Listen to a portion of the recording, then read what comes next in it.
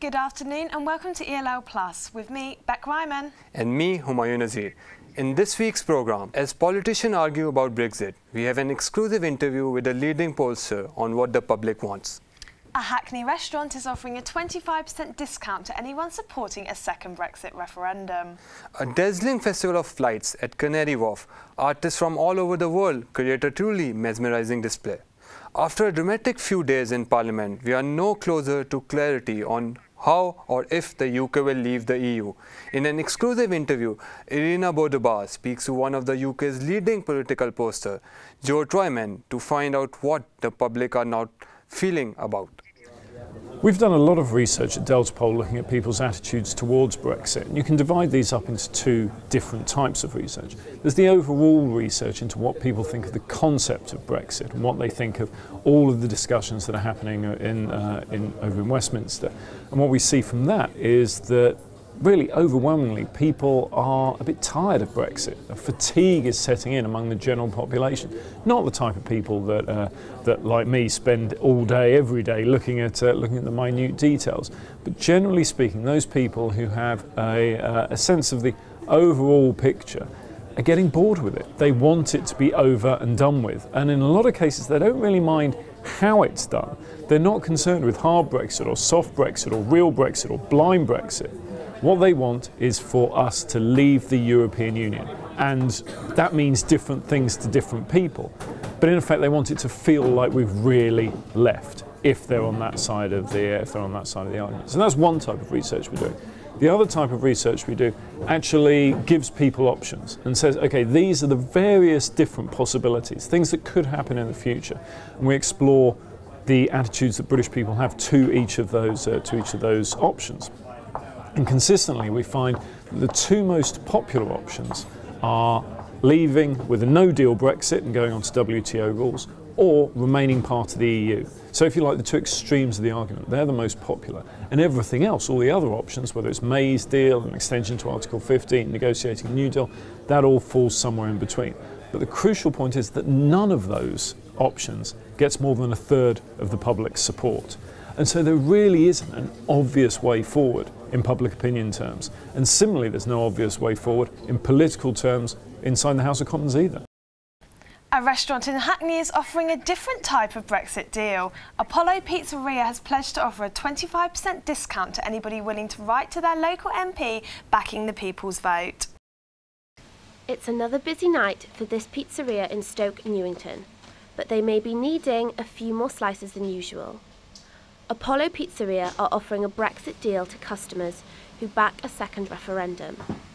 The idea behind the deal is to encourage people to get involved in the Brexit conversation and hopefully negotiate a suitable way to leave the European Union. The faster we get a government in place that will take this process seriously, that will take listening to people seriously, the better. You know, so I don't know what the right outcome is now. I'm putting my eggs in the have another referendum basket and do a clever referendum, do a smart referendum that will heal and will get some progress, get us past it. We all want it to go away, right? Who doesn't want Brexit to go away? Everybody wants Brexit to go away. Anyone that can show a copy of an email or letter to their local MP urging for a people's vote on Brexit can sink their teeth into a discounted pizza. This tasty discount is a Brexit deal we can all get behind, and for customers who may not be interested in politics or are still hoping for a Brexit miracle, this doughy deal may just be sweet enough to tempt them otherwise. The offer is set to expire when a second referendum is called. Failing that, the end will be March this year when we leave the European Union. Jemima Childs, ELL Plus. And now for a look at how local politicians voted in the Commons this week, we go over to Rimkute. Hello. Well, it's been a dramatic week for British politics, summed up by local MP of Poplar and Limehouse, Jim Fitzpatrick, who changed his mind on backing Theresa May's vote on the deal, which we know that she lost. The current government survived the vote of no confidence, whilst Theresa May is now meeting with her oppositions to create a new deal, whether it involves Jeremy Corbyn or not. This is causing confusion, and all people want is some clarity, because the Brexit deadline is coming soon. Today I went to Tower Hamlets to talk to people about what they think of Brexit. Seems to be a long-winded process that is just continually going on, and yeah, I'm fed up. I never be confident in government, never, especially now. And I just think that it shouldn't have happened in the first place.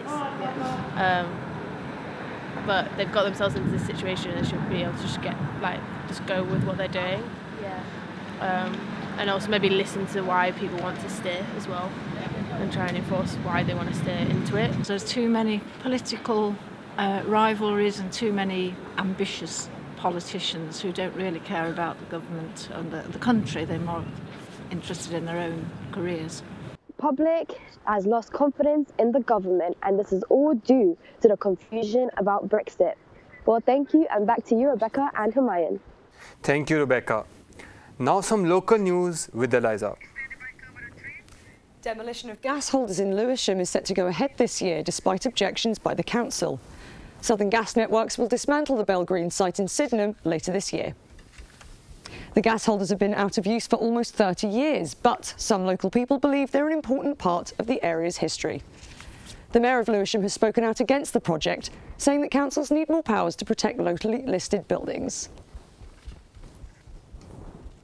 The London Short Film Festival has returned for the 16th year running. 10,000 tickets have already been sold for the event, which takes place in venues across the capital. Aiming to promote diversity in film, this year's festival will showcase works from emerging black and ethnic minority and LGBT filmmakers. The festival runs until the 20th of January. That's all for local news for now. Thanks, Eliza. Stay with us on ELL+. We will be bringing you spectacular views from the winter lights at Canary Wharf.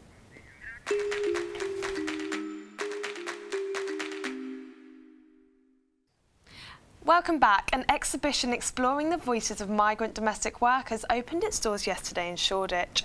The exhibition, titled My Home Is Not My Home, aims to raise awareness of discrimination suffered by migrant domestic workers living in the UK.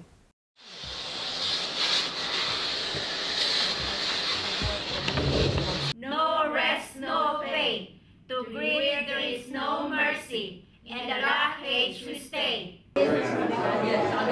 Every year, nearly 20,000 overseas domestic workers' visas are issued, according to the Home Office. But the workers' lives are often traumatic, as this exhibition shows. And that situation has got to us in recent years. I didn't actually make the film myself. It was very much a collaborative process. We all made it together, and I tried to make it led by the women themselves. So we spent a very long time building up ideas, but also really importantly, to get such an intimate kind of film, we had to develop relationships. So we spent a long time getting to know each other as well and sharing stories. Few shared their personal experiences. That my first employer here, they never gave me food. I just only survived with a glass of water every day.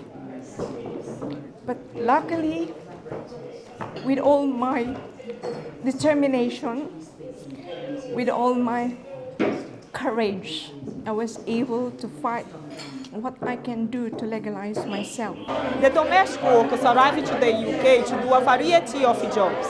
They arrive here hoping for a brighter future. All these people want to do is come to this country to earn some money for their families, to contribute to society, and yet they're detained and treated like criminals once they leave domestic work. And I do know there's some very shocking stories about their treatment by the families that they work for. So often, migrant workers remain silent, and this film gives them a voice. Regiane, Santos, East London Lions. Now some sports news with Asar. Thanks, Humayun. Crystal Palace lost 2-1 at home to Watford on Saturday. Palace are currently in 14th place on the table. 3 positions away from the relegation zone. Manager Roy Hodgson faces another challenge when Palace play Liverpool at Anfield this weekend. Millwall also lost 2-0 against Blackburn Rovers on Saturday. They play Middlesbrough this weekend at the Riverside Stadium. Millwall will need to win that match to stay in the Championship.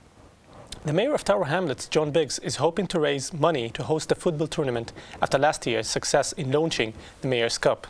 The council is aiming to promote sports in the borough and encourage people to play football. Everyone who wants to take part in the tournament should apply on the council website. That's it for sports. Thanks, sir. The dark days are temporarily over if you visit Canary Wharf this weekend. The Winter Light Festival is illuminating the famous financial district with a collection of stunning artworks and installation. This year's festival focuses on the responsible use of plastic. Fiona Zhang has more. 25,000 individual points of light suspended from a metal frame, with colors constantly changing. This year's Winter Lights show is the most ambitious yet. It's also an illuminated maze with optical illusions and mirrors to make the space seem even larger. The exhibition uses state-of-the-art lighting technology. It's so cool. I came here last year as well, but I think this year's definitely better. They're fantastic, yeah. I saw them on the television yesterday and we just thought we'd come up because we were in town anyway, but they're really good, yeah. Oh, it's been really good so far. I like the children's part. It's very creative. I'm enjoying very much. I think it's a very nice activity, and my favorite one is this one, especially the snail. The festival is now in its 5th year, with around 20 spectacular artworks, installations and experiences. This one was made by local children in Tower Hamlets, working with community artist Marudin Mohammed. A series of floating islands all made from recycled plastic bottles to encourage awareness of how much waste comes from single-use plastic. I thought, there is so much material available everywhere, and I started to put pieces together, dismantle computers and, find toys, ask friends to bring me stuff they don't want. So my message is, before you throw things, make sure they are really not functional and try to refrain from buying more plastic. And even like going shopping, for instance, take some bags with you rather than asking for new plastic bags. This is from the artist Oskar Kriaski, who is working towards a new chapter of art history, recyclism. And recyclism is a platform for artists and like-minded people who care about our environment. And all the sculptures here are made of recycled materials, such as unwanted toys, obsolete electronics, plastic packaging, and any everyday use objects. It is a choice for you to take a look after dinner, and all the splendid lights are free for public until 26 January from 5 p.m. to 10 p.m. Fiona Zhang, East London Lines, Canary Wharf. A Goldsmiths professor who has won an award for contributions in the fight against stupidity. Angela Phillips will receive the Philosophy Now Award this evening in front of an audience of her peers and students. We caught up with her earlier. I was quite shocked when I heard that they'd been given an award. I thought it was very unexpected, but I also found it rather charming. And I like the idea of being awarded for the fight against stupidity. It seems like it's a kind of English sort of award. I think that journalism should take a role in the fight against stupidity. Sadly, I think it often doesn't. Here at Goldsmiths, we hope that we are training journalists to be self-aware, to be critical, to be conscious of when they are being told things that are not true, and to make every effort to not allow their own assumptions to get in the way of what they write. In the great world in which we live, journalists often find themselves working for organisations that do not live up to those kind of principles.